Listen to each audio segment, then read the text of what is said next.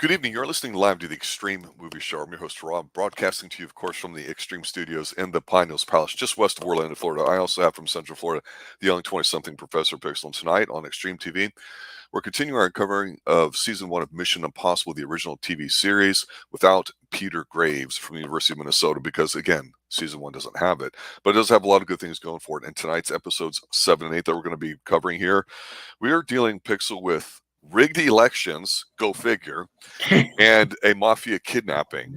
And it's pretty cut and dry and pretty simple, and I feel like we've already seen all these set pieces before.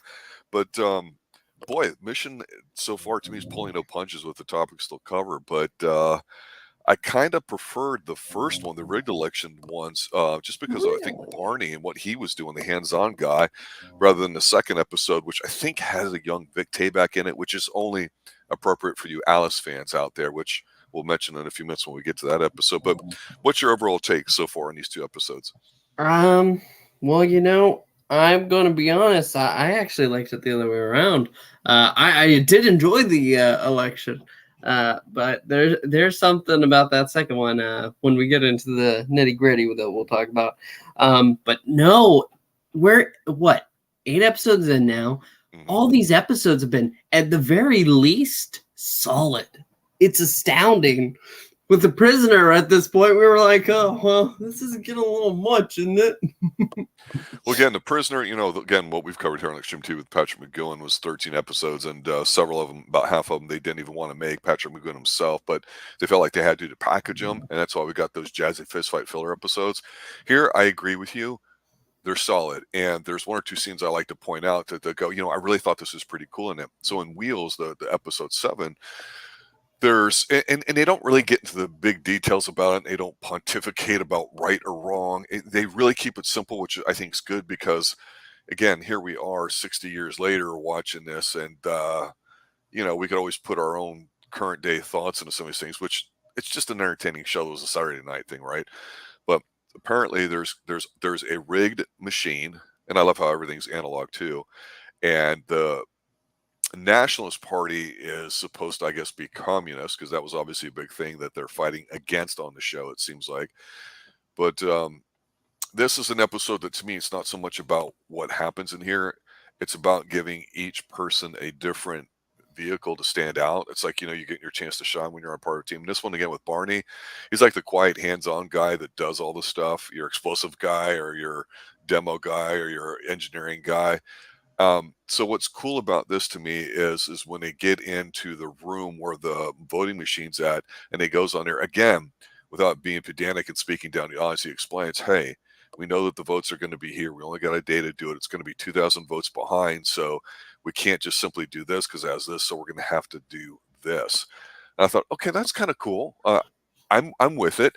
And Martin Landau, he plays the guy that kind of like runs for a bookstore, but he's playing like two roles here too. And again, I've said that Martin Landau, who playing the character role in here, is like I'm going to give you a different accent in every episode because I'm that fucking good. And you know what? I'm really starting to like that he stands out. But then Cinnamon, the Barbara Baines character, she does her female Wiley thing here in both episodes, which is pretty good too. So I don't know. I liked it. But let me ask you this. What did you notice at the beginning of this episode that we have had every episode up until now? We didn't have the I forget which episode it was. I thought it was episode 7. We didn't have the mission. I guess that was episode 8, so I'll table that. Yeah, that episode 8 is the one where you don't have your mission if you choose to accept it. And that was a twist, but I didn't hate it. Right. The traditional message, of course, is at the beginning of 7. The rigged election, all that. I enjoyed watching, especially Cinnamon play, because she got to play 2 roles. One is, oh, well, I'm such a ditzy blonde, and I thought I was in love. And then the other is the illegal immigrant. Yeah. To keep the one distracted, And yeah, no, you're right. Martin Landau is the man of many faces. That is so good. It's such a good bit. Every single time when he puts on the makeup, I'm like, okay, let's see how this goes. The person I want to bring up actually and talk about in this episode, because I've seen this guy on a lot of stuff, and I said, God, what else has he been in? And that's the guy that's the police captain. His name is Percy Rodriguez. That's the actor. And if you look him up, he's been around. He was about 50 years old, roughly, around the time of this episode here in the mid to late 60s. My goodness. But he's done a lot of stuff, and he has this way of he's African American, but I think he has a mixed island background, sort of, from what, if I recall correctly, from what I remember reading about him. He's been around forever, but he was on some Star Trek episodes. Remember, Star Trek was a couple years before this, the original series, TOS as it's called. And I distinctly remember him talking in a very measured way that conveyed a lot of, I'm in charge here. I don't need to yell and scream. You know, not quite stoic, but just authoritarian without being, you know, I'm going to beat the shit out of you kind of authoritarian. You do what I say or else. And as soon as he came in her on screen as the police captain, because the majority of that, you know, the episodes happening here on the inside, it's like, wow, they really got a good actor for this B role. I hate to say that, that's not a slight on Percy, the actor, but he's just been in a lot of things that if we continue to, here on Xtreme TV, to do stuff from the 60s and 70s, you're going to see a lot more of them. I just thought he stood out, actually, considering he's supposed to, I guess, be, you know, some low-hanging fruit on the bad side. You know what I mean? So I don't know how you felt about his performance, or if anything like that stood out to you. Yeah, no, I'm going to agree. You know, he may have been in a B role, but that doesn't make him a B actor. No, Right, smart ass. So what is it about this episode that you didn't like? You said you preferred the episode 8 a bit more. So what was it about this episode you found a little lacking or just not fun?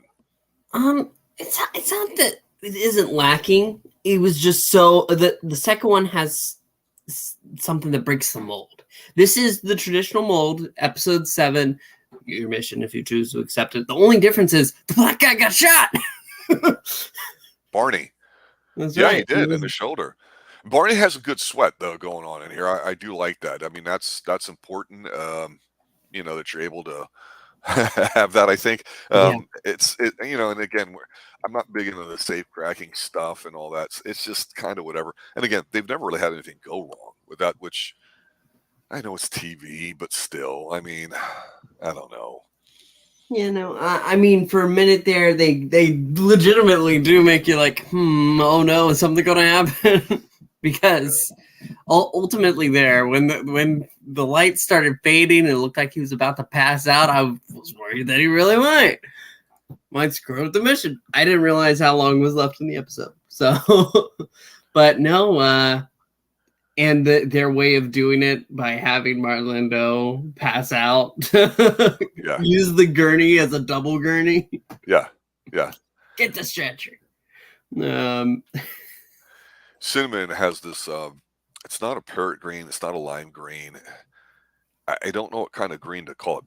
Peppermint might be a bit too. It might be too bit light for that, and it's like pink hat. And again, she's playing the female role of, you know, in this case here, and kind of an innocent person. And what the camera does really well with her is not just necessarily focus on her in a lovely manner. They focus like on her eyes, like when she says something or does something. Obviously, as an actress, she's saying something in a particular way to kind of communicate, you know, what's being said without the actual words, like a woman would do. And so you get a lot of the camera with eye contact with her, the shots watching the face of the men that she's talking to and all that. So it's not seduction. It's not blinking your eyelashes and so guys just, you know, fall over you and do stuff. It's the way she's talking and leading the conversation into it and letting really the men, she knows what to say to make the men lead the conversation into it and let the men think that they're ones in charge of the situation about it. And that's the kind of more high level sophistication that right now we've seen in the show that she brings as the female one, because it'd be very easy to sit there and say, oh, she's a good looking woman, all she has to do is go in there and go, oops, I twisted my ankle, can y'all help me? And everybody runs over something stupid. They keep it a little bit more high level with that so far, even though, you know, Percy's not having anything of it. You can tell he's not doing it. But I agree with you. I think the episode next one's definitely a lot different. It does break the mold, but this one's a solid one here too about rigged elections. They don't really get too political about what's happening for it, and you've got your can we just make it a time chase sort of at the end. But her and the bookkeeper share a kiss at the end. Yes, because ultimately, that was her role, to go ahead and get him, keep him distracted. The kiss isn't a part of that. It was, they succeeded. They succeeded. He hears it over the radio. I mean, yeah, he didn't actually get the vote, but that's fine.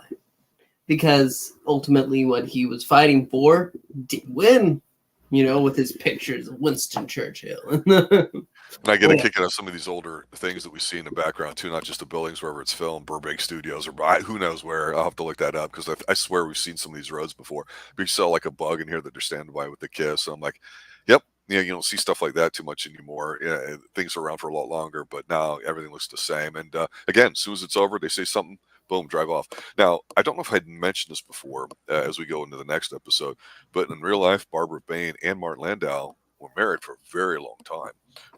So I think they probably met on here, or I don't know if they were already married at this time or getting to be an item of they getting married, but I'm wondering as this goes forward if we'll see more chemistry between them for that, because that's just something you can't replace too.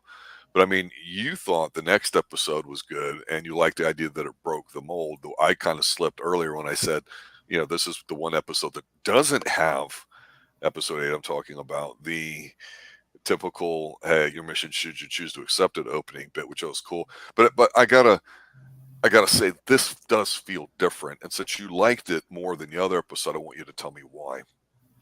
So there is just something about it being so much more personal. I mean, it starts with him at a billiards table playing what's it called? Hooker. No, snooker. Snooker. I snooked her. Playing hooker. Well, that's a different game. Yeah. But no, ultimately you see Mom's the guy come in. Listen, I'm gonna make you an offer you can't refuse. Gonna get the witness out of police custody because it'll screw him big time. He's kidnapped the daughter of basically this principal. That's really I know, high school principal. I was like, what? Yeah, I know. It's really like, what a loose connection. Are we missing something here? But kidnaps the daughter, and the reason he did it is because I know her father is a close friend of yours, and you won't let anything happen to her. You're going to do what I need. And what that is kidnap the witness and have a trade. It's you're the only man that can do it. And because you know me personally, you're gonna do it. Yeah, and the thing about it is, like, he pulls out the IMF file, but he's doing it off the books. This isn't none of it's truly a government sanction, but you know what I mean. He's not being sent on this probation. Yeah, this is personal. And there's just something fun with that. And everybody there is supporting that. They're like, okay, well, how are we going to handle this? And it's, I don't think I was here for the review of Mission Impossible 7. But sometimes they lean in a little sappy with the whole, we're a family now. But there is something about the support of a team that feels good, and when you're watching it play out, great. Do you like the moment that I snagged for the picture, though? Well, yeah, but the thing here is the muscle for the heavy. I can't tell if that's Vic Tayback or not. And then the principal, I think his name's George. God, he reminds me of Robert Stack a little bit, but he's somebody else. And it's like these B and C level players they get, especially for their time, are either uppercomers or people that would become somebody, or just they do a good job of not bringing the episode down. And then the one thing I'm going to sidetrack here because of how you really like the episode, the guy who's talking to him while they're playing snooker, he's got these weird sunglasses on that just don't work. And so immediately I'm looking, my fashionista sense is going off, because even though most people's, suit cuff lengths are the right here, half an inch and all that, and they got the skinny black ties, it's like, okay, they're not looking too bad, half inch on the collar. But when he's going through the IMF files, to your point, I just have to say, we've seen this, what's the word I would call it? He's in his home, right? It's he's not married. It's a swinging singles bachelor pad, because I mean, even by today's standards, this place would be hot. He's got an upstairs with it with a nice wooden thing. He's got the plant. He's got the goldfish. He's got a really nice, long, curvy, sexy sofa. And I'm like, the main guy so far is the one we know the least about. And to your point, them making a little bit personal, I think this is his standout episode to kind of say, like in episode 7, we got a chance to see Barney, step out here a little bit. Because right now he's just the guy that kind of initiates things, but to me, it's like he's the Tom Cruise of the group, but without being Tom Cruise, he steps back and almost everybody else seems to shine. At least that's how it seems to me. So I agree with you. This episode's definitely different with it. And I think it worked for him too, because not only does he just sit there with a scotch and a soda and he's going through stuff and he always picks the hot blonde and the same people, it seems like. Now he's a little pissed and he's a little aggravated because he let his old friend down. and I think so far one of the coolest scenes in all the 8 episodes we've seen to this point is they have the person that's been kidnapped is in a place where they talk it out, of course, at the beginning, so you know how hard it's going to be. It's smart talking. They've got the windows that they can't get through. They've got this and that. They've got guards. So how are they going to do it? Well, we're not going to get them out. We're going to let the police do it or whatever. So what they do is they get the room like next to him, because what they're going to do is make the dude sick by the drinking the water by putting a line into it. And this is an episode where, again, Barney's sweating like a pig, and they have like this little trigger device that they can do it. And I think the coolest scene to me is when you see the main dude that's watching them. He walks into the bathroom to get like a cup of water or something because they turn the AC off and he's sweating. And Barney's wanting to pull the trigger, and then the dude's like, no, don't do it. He's like, why? And he's like, well, he's sleeping. He wouldn't be walking around in his shoes. You can hear him in his dress shoes. And you're like, that's pretty fucking cool, right? And then, of course, when the hostage guy goes in there because they're trying to make him sick and incapacitated to switch him out once he goes to the hospital and to the doctors, they can hear the difference in the way he's walking and then do it so it's coming through the water. I'm like, that's fucking cool. That made it to me for this episode, that whole kind of little nerdy thing with what they did. It's simple, it's effective, and it's tense. That's what I like to see, because everything has to work on a dime for this to go. Otherwise, it doesn't go. And it's ludicrous enough and different than the other stuff we've did where I'm like, okay, I'll get it. But it was a little bit more serious than the last one, not fun. That's why I kind of like the funner one a little bit more than this. And I don't know. It's once it gets to the hospital and then they could pull the old switcheroo and all that. It's okay, but it seems to be what kind of happens in every episode. It seems like the last episode goes by so quick. I love the switch too. That table flip was so cheesy, but it was so good. Yeah, and I'll point out one more thing too, because Barney's doing this when they're in communications here towards the end. There was this thing when you would have headphones, and of course today when you see people live on YouTube or podcasting or wherever their videos are at, if you see them, either they've got the setup where they can talk and speak, and you don't get the feedback loop, or they get a mix minus setup in their situation, or like when we see our good friend RDV from the Xtreme Movie Show with his headphones on as he's talking, you see that. But back in the day, a lot of times, what I just thought was cool, and this is stupid, is you would take one of the ears of your headphones, put up to your one ear and listen to it while the other one's flying free. I don't know why. I just thought that was kind of cool. I had forgotten that you used to see that all the friggin' time in these old TV shows, and here we get it. So a little bit of nostalgia there for you, but I agree with you. It's a good episode as well. I'm not saying it's lacking compared to the other one. It is different, though. I agree with you totally on that. Yeah, and I just think, like I said, 8 episodes in, we already know the formula. We know most of the people that are going to be there, and even when you have a guest actor like in the previous 2-parter, it works. It still works. It all flows, and it feels fresh. 8 episodes of pretty much the same every time, format-wise, and it still feels fresh. I'm so glad we decided to do this show. Well, I'm hoping that they get more into the characters, because, again, if it's characters we like, we kind of won't care about the plot and the situations. Right now, it's a bit different than a lot of stuff we've seen on TV. And I imagine for the time it may have been. I know the Wild Wild West on CBS was really huge and popular. I love that show. It's one we've talked about doing as well. And again, this is back when TV, they didn't try necessarily write stupid and write down a lot, I don't think. And I think it shows here by again, giving the actors each a chance to shine. You got to usually the setup, you got the big segment in the middle where there's not necessarily a lot of talking, which is my favorite part of this, is the second act typically. And then the third one is just your little action oriented. Okay, let's just finish on a strong note beat. So you're right. We know what it is. And once we start liking the characters more, maybe that'll help, because I don't know if we're going to get tired if it's the exact same setup. Obviously, a very successful show, right? 6, 7, 8 seasons and a reboot in the movies. But the movies are different. I put that in a different category. So I'm curious if we'll just be interested to see the characters and rather than what's going on. I don't know. What do you think? I forgot to mention that. And talking about episode 8, there are like 2 moments that the main guy gets to be like, I don't need you alive.